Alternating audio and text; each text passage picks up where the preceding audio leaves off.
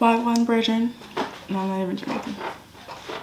I'm excited. Hi guys, Oyinkan here, and today we're talking about, okay, so this is a little different from my channel. You guys know I love talking about what people are wearing, but I want to talk about the Real Housewives of Atlanta. I want to start doing some show reviews. I don't know if this is something I'm going to do like every single week, but I want to see how I feel about it first, you know? So I watch RHOA all the time. I love them, and just want to talk about them. So right now I'm at Laneesha's crib, and we just watched season 13, episode 3. Crazy, 13. When's the last season you watched? I used to watch as a kid. I don't remember watching the first season in like junior high school with my mom. So when's the last time you watched it? When Nene was on. But Nene just left. She was on the last season. So when was the last time you watched it? I don't remember. It was probably years ago, right? Years. It's different now, isn't it? Right? When It's not the same. It? Yeah. I miss the original cast. I like the original cast better too. She by Sheree. She said she by Sheree. I miss them. Yeah, Kim and Big Papa. I liked Sheree. I like Sheree a lot, actually. She was, yeah. And I like that she was like fit. She always worked out. You know, that was pretty cool to me. Him and Nene, when they were together. Yeah. They got along. They were fun. Yeah. I like Nene. Nene really brings it, okay? Keeps it real. So the show started off with Porsha protesting and talking about Black Lives Matter and talking about what if that was your kid. And I'm glad she's doing it. What's crazy to me is that they kept her in the cell longer than anybody else that they arrested for that particular protest.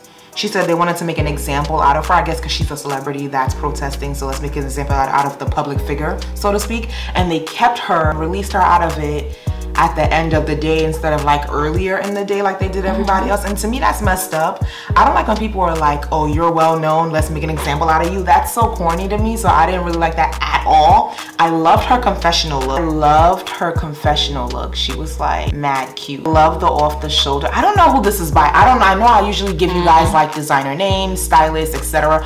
Her stylist is Jeremy. No IG Jeremy on Instagram. No IG Jeremy.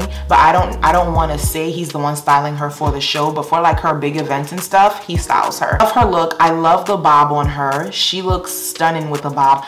I really feel like Porsha can't go wrong with the hairstyle. I don't know if it's the shape of her face. She has like this really like small face that goes with almost anything, because when you have a big head like me, you can't just do anything with your hair, but Porsha can rock almost anything on her head. Well, I love the bob on her roll top that goes off the shoulder. I love her off the shoulder situation all the time. Okay, what do you think about the look? Do you like it? No? No, not really. No? Not my style, but she look cute. I'm very simple. But like not if you would wear it, but for her. Yeah, it's cute. Yeah? Okay. Drew and her husband. Drew was saying that her and her husband don't talk about their problems as much as they should, and they just quote unquote go along to get along. Go along to get along. That's crazy to me, because I feel like in any relationship you can't just go along to get along. All right, let's just keep it pushing, because those problems are still there. That means you're not solving your problems. Whatever you're going through is still there, and it's always going to come out in everything that you do, in every conversation that you have. You can be talking about the sky being green. Somehow you're going to start talking about, oh, well, the sky wasn't green when you asked so-and-so's house. Like, it's not a healthy way to deal with a relationship. So for me, that's crazy. The feeling that she's very passive-aggressive in her relationship, and she just lets things slide, which is, I don't know. She got to be more vocal. Very much more vocal. That's not gonna work. Couldn't be me, but couldn't be you. But everyone's relationship works differently. But theirs isn't working. I'm trying to be nice, but like it's not working. That's true. If it were working that way, and it's like they had a successful thing going on, and it's like, hey, I got nothing to say, you know? And I'm not married, so I'm not trying to give marital advice, but I'm just saying in relationships, period. You should speak about your problem. You should definitely speak about your problems. Also, she probably fears what might come out when you actually do take the time to speak about your problems. Because you might have to hit it head on. Well, most of the time you have to hit it head on for you to resolve it, and hitting it head on might result in things that she might not want to know, or things that she just might not want to discuss. So I can see that happening there. She's like, whatever's left better unsaid. I don't want to know. For me, it seems like he doesn't want to hash things out. Like, for example, he seems very controlling. Yeah, in the previous episode, she was saying like, where were you at? Like, you were gone for 3 days. Where were you at? He's like, the beach. What beach? He said Tampa. She was like, so you drove past all these beaches in the South, because we in Georgia. You drove past all these beaches in the South and you went to Tampa for what? Doesn't matter. Like, could have been this is, I mean, jail. You can come home. I'll change the locks. Go back to wherever you was. Stay in Tampa. You're now a Tampa resident. Right, thanks. Thanks a lot. And if you come back to Georgia, you don't live here. Get your own crib. Because that's crazy. So from that scene, it shows me that she does want to talk about things, because she kept prying on that, and he was just trying to like basically telling her like, butt off, leave me alone. I think she wants to figure things out. I think it's him that's really not into figuring things out. Well, she probably does know what her husband does. She just doesn't want to face it. That's sad. So where are you going for 3 days? Not to your boy's house. Not to your boy's house. No. Not in your 30s. No. Where are you going for 3 days? Seriously? Come on. Not in your 30s. If you were like 22, I get that.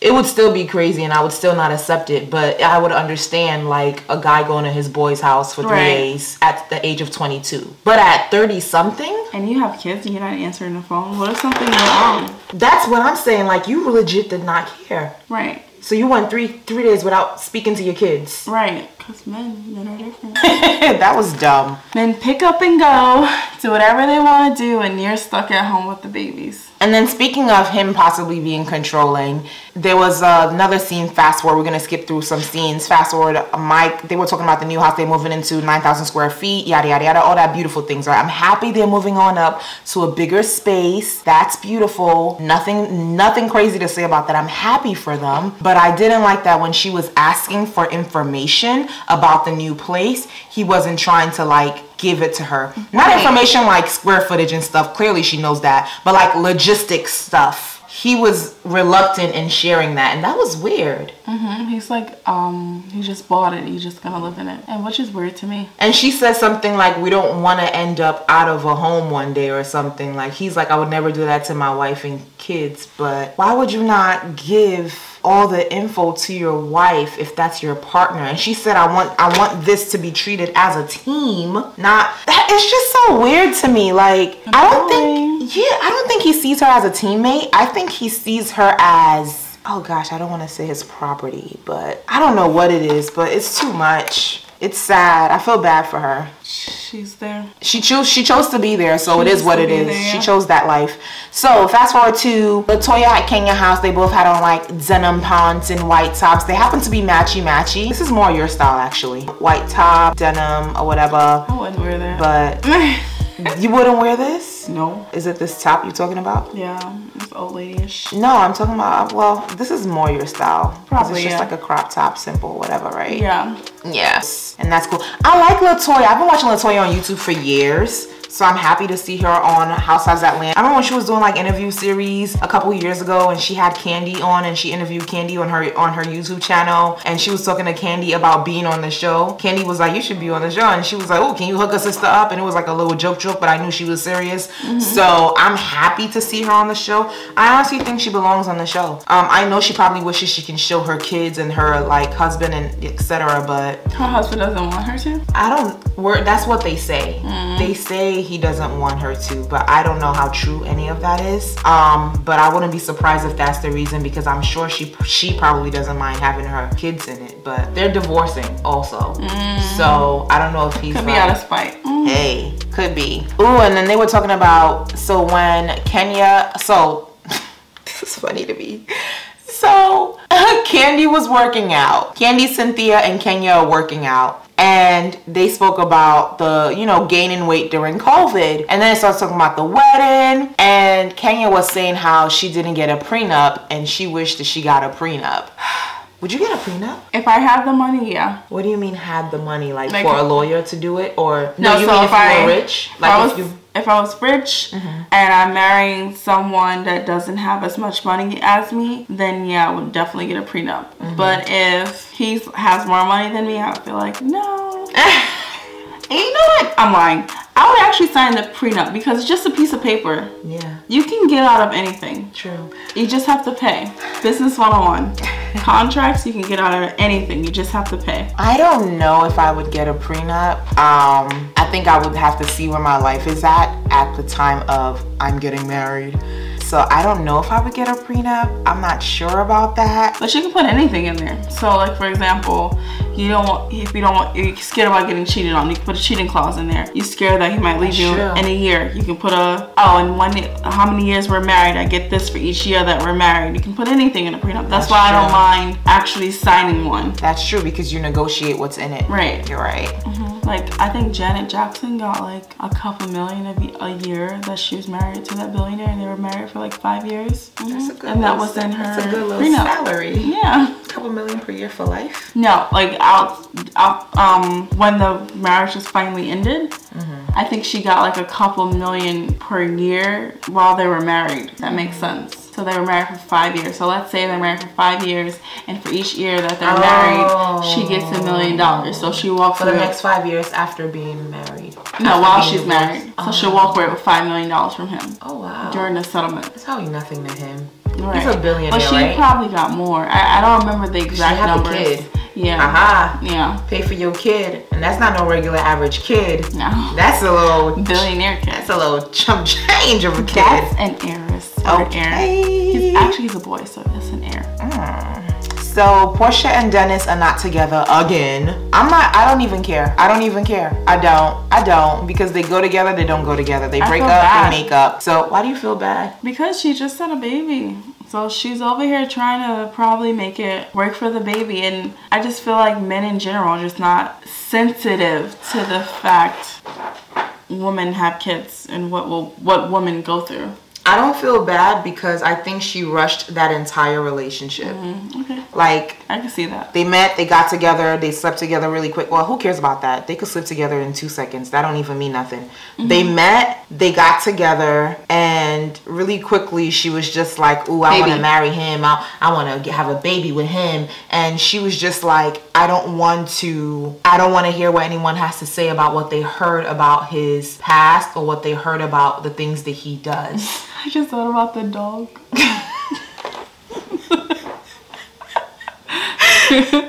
And because that was her mentality, I was just like, yo, this man does things that the average girl who loves herself would not approve of. I couldn't pinpoint it. I was just like, something is off with this. Like, you can kind of tell this was not gonna, everything was just so rush. And that's why I was like, yeah, this ain't gonna work, boo. It's not gonna work. Take your time. Take your time. Well, at least she got a beautiful blessing out of I'm glad she got a baby. Get your kid and leave. Because of, she had fertility issues in the past, so. Oh, she did. Yeah. Because she was with the wrong one. And that's not me saying Dennis is the right one, but he was really the wrong one because he was extremely controlling. Her ex-husband, right? Was really controlling. Oh my gosh, how extremely she found out that he controlling. was divorcing her. In the press, no? Insane. They were in the same house. Yeah. You couldn't even tell me. You lived together. You couldn't just go in the bedroom and be like, hey, this is what I'm thinking of, yada, yada, yada. Like, you're just gonna go to the press about it? That's crazy. I'm tired of seeing these face shields they keep wearing. It does not protect you from COVID-19. This is all, it's a bad example. I know it's their way of trying to show that they're putting something on their face. Hey, I'm being safe. No, you're being careless because the virus can still protrude through that face shield. Like, it doesn't cover completely, so it can still go in through the sides. So I really don't know why they're wearing face shields. Unless you're wearing a face shield with a mask, you should, like, face shield ain't gonna do nothing but keep someone from spitting on your face while they're talking, if anything. That's all I could think of, like droplets and spit. I don't know. Side of the face shields. Phelan, or is it Fallon or Phelan? The girl that they went to her house and she has the rich husband. Not sure. Yeah, but they went to her house, they're chilling or whatever. I like her house, I like her pool, I think she's cute. Her husband looks old. He looks old. It's weird. That's the best. Your goals, girl. No, I'm joking. So, okay, this is the last point, and for this, I'm on Mike's side. Mike versus Cynthia. Mike wants to get married regardless of whether they can have their 250 people there or 2 people. He don't care. He's just like, I just want to get married. That's so sweet.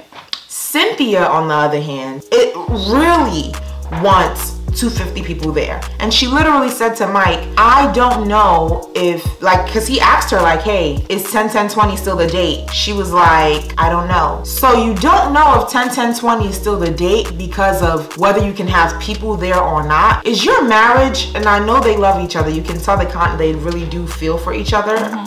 I know people fake a lot of things on TV, so it seems, I like to say seems for everything because I just don't trust nobody. It seems like they really do like one another. So I feel like, why are you so pressed to make your marriage? Oh, it's almost, okay, I don't want to say this, but this is what it looks like to me. It almost looks like she wants to use her marriage as like the big extravaganza, like, hey, I need to get attention for this. It seems to me that she's more focused on getting attention for her marriage than actually getting married to Mike Hill. Because if you are more focused on getting married to this man rather than getting attention for getting married to this man, it wouldn't matter if COVID rates increased, God forbid, and now you gotta have 0 people at the wedding, just the officiator, your husband, and you still Mrs. Mike Hill. Like, you know what I mean? It wouldn't matter because you're just like, I'm head over heels in love with you. I still want to get married regardless. But because you're so focused on making this a thing where you want everybody to talk about it, you want it to be a big thing, that matters to you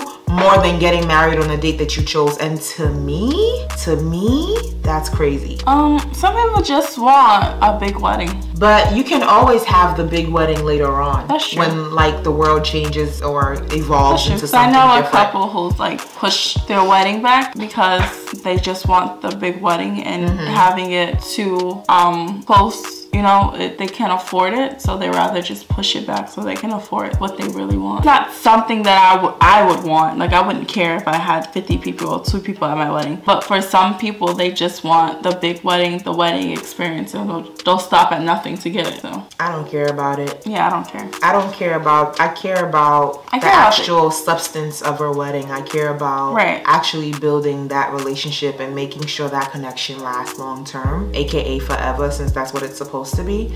But I don't care about having people at my wedding. I don't even know like a lot of people. Like, all right, I know a lot of people, but I don't care to have the people that I know at my wedding, if that makes sense. Because I think people wear masks figuratively, so people tend to act like they're happy for you, but they're really not. And I don't want people like that at my wedding. So yeah, and I'm a really private person, so I don't really even care to share something that special with people anyway. When I was really little, I was like having this big wedding, and then like I don't know when I was just like, I don't care to have a big wedding.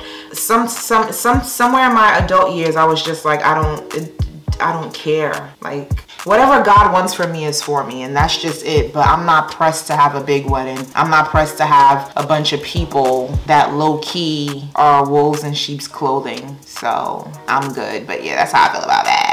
Cynthia's focused on the wrong thing. Right, it's COVID time. It's like it's a pandemic. People don't have jobs and etc. People are dying, and worst part, people are dying. You're spending that much on a wedding. I mean, it's her money. Spend whatever you want to spend. Right, I don't even care about that. Right, you're right. But people are dying from a virus, and you're so pressed to have hundreds of people at your wedding. Some people do take it personal, like how much she's spending.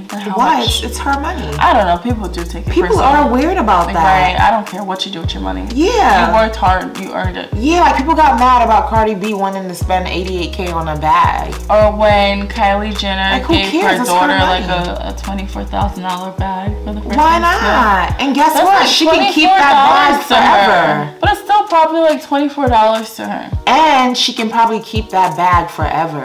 Right, Chanel. I don't know. I think it was Chanel. It's a bag. Right. It's not like a $24,000 shirt for a baby where it's like you can't even fit it. A bag, like, come on, guys. Timeless. Timeless. I'm a mini bag type of person. Like, I love a mini crossbody all day, every day. Like, she can wear that same bag as a mini crossbody at the age of 20. Right. Or whatever. She can alter it. You can really, like, figure it out. Like, oh, please. People just get bitter because they can't afford certain things. But yeah, people think with their low calorie. I'm always thinking about fitness. People think with their low finance, low salary mindset. They do. I don't judge people's actions according to what I would do. I judge people's actions according to what fits their lifestyle. Right. Like, because of my income, I'm currently not running to the store to just buy a $24,000 bag just because, right? But because of her income, she can do that. And guess what? I'm not bothered. That's okay. Who cares? For her money.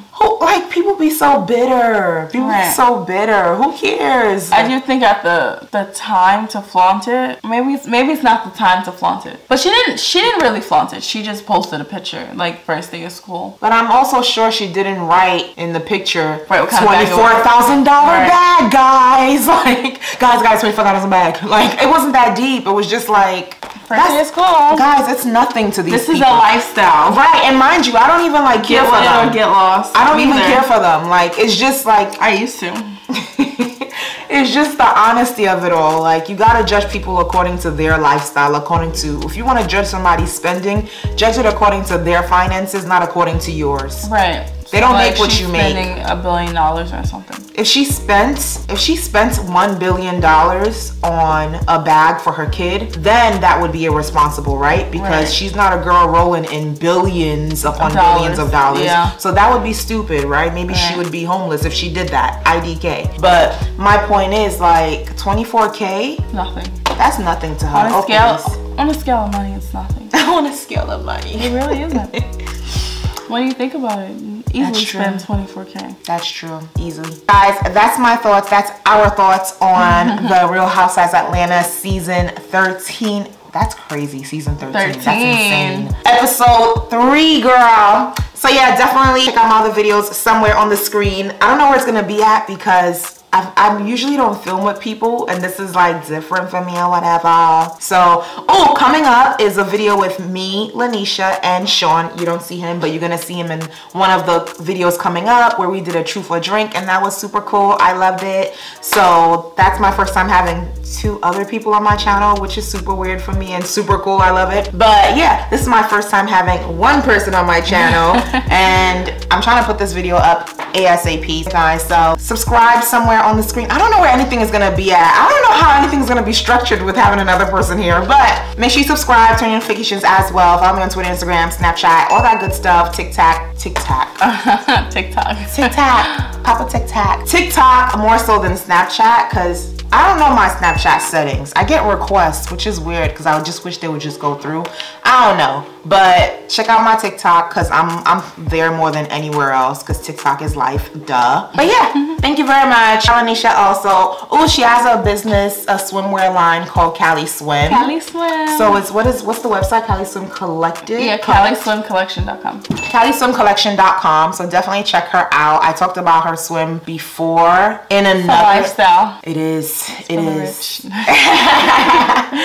I talked about her swim before in a Black-owned video, like earlier this year, I think I did. Also included her swimwear line in the holiday gift guide, so definitely check that out also. But yeah, guys, thank you so much. Bye.